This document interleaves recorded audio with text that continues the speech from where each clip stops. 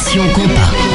Nous sommes la référence de la musique haïtienne ici en Europe et un peu partout sur la planète. Vous pouvez nous capter sur tropicfm.net. La touche technique est contrôlée par notre Ludo international. Un petit clin d'œil à notre Seb qui n'est pas là aujourd'hui. Quand même, Destination Compas fait la fierté de notre musique. Le Compas direct, héritage légué par Neumouj Matisse, Weber Siko, Issa El Sae. C'était le 26 juillet 1955 à Port-au-Prince, Haïti.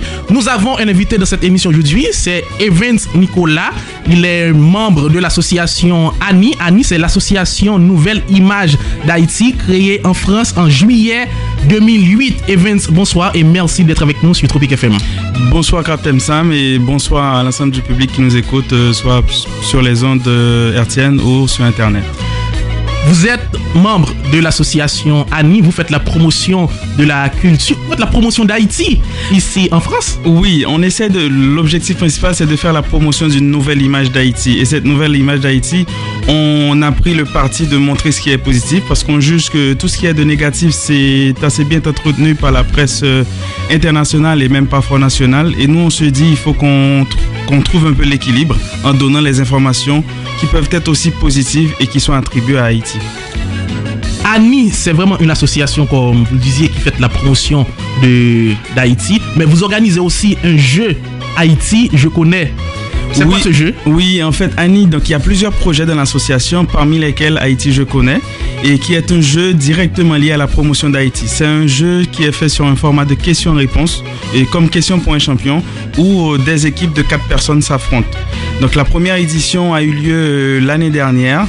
Et cette année encore, à la demande du public et de nos partenaires, on a repris le travail pour lancer la deuxième édition qui vient d'être lancée le 9 mai dernier, ce vendredi, et à la mairie du 17e arrondissement de Paris. Mais ANI reste seulement ici en France pour faire la promotion d'Haïti ou est-ce que vous êtes aussi sur place en Haïti pour aider la population, pour aider les enfants qui ne vont pas à l'école? Oui. Est-ce que vous participez au développement d'Haïti sur le terrain? Oui, comme je vous dis, donc il y a un travail de promotion qui se fait ici, mais par contre ANI a d'autres projets qui se passent directement en Haïti, parmi lesquels le Festival Café qui est organisé chaque année à Baptiste dans le but de promouvoir l'agriculture locale et la production du café en Haïti, et aussi un projet de sauvegarde de la flore et de la faune qui se passe aussi.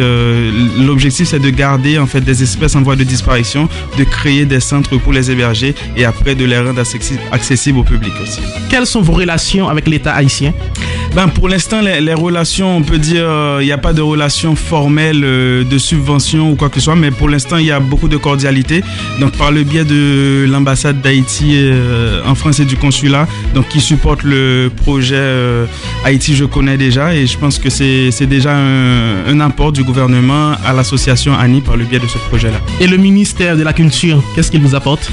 Pour l'instant, on a eu des tweets de remerciements mais pour l'instant, il n'y a pas encore de démarche formelle pour avoir quelque chose directement. Mais bon, je pense que le projet fait son cours, donc on a encore un peu de temps devant nous pour les contacter aussi.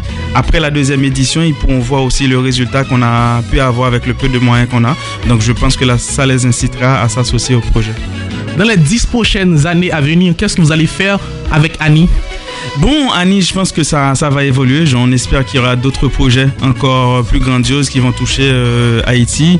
Et puis aussi, on souhaite développer l'association au niveau international. Pourquoi pas avoir des branches aux États-Unis, en Haïti et au Canada, en République dominicaine, surtout dans les pays étrangers où il y a une bonne communauté haïtienne. Et puis pour le projet Haïti, je connais. Je pense que pour l'instant, on a une application qui est déjà disponible, une application mobile. Donc notre objectif, c'est de pouvoir l'étendre encore plus, de mettre une application web sur pied qui sera encore plus accessible pour surtout les plateformes.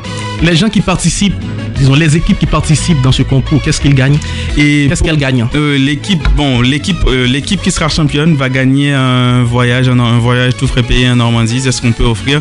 Mais je pense qu'on est en discussion avec d'autres partenaires, d'autres sponsors et d'ici la fin du jeu, donc si on a autre chose, ce sera avec un plaisir qu'on le partagera avec les équipes.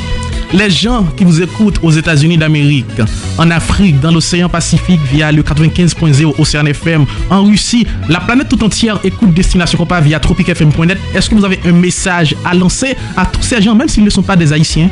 Je pense que à tout ce public-là, j'aimerais déjà les remercier pour l'écoute qu'ils m'accordent à l'instant. Et aussi, s'ils veulent voir Haïti autrement, en dehors de tout ce qu'on leur présente à la presse internationale, ils peuvent aller sur la page Facebook Haïti Je Connais, voir quelques informations et surtout télécharger l'application Haïti Je Connais qui est disponible sur mobile. Donc comme ça, ils pourront s'amuser tout en ayant une nouvelle image d'Haïti, une image vraiment positive qui n'est pas divulguée par la presse généralement. Parce que Haïti, c'est pas seulement Cité Soleil et la Saline. C'est ça l'objectif du projet. C'est juste de dire, on ne dit pas que c'est faux ce qu'ils disent, mais on dit juste qu'il n'y a pas que ça. Il y a d'autres choses en Haïti. Il y a d'autres choses et notre rôle, nous, on a fait le choix partisan de présenter ces autres choses.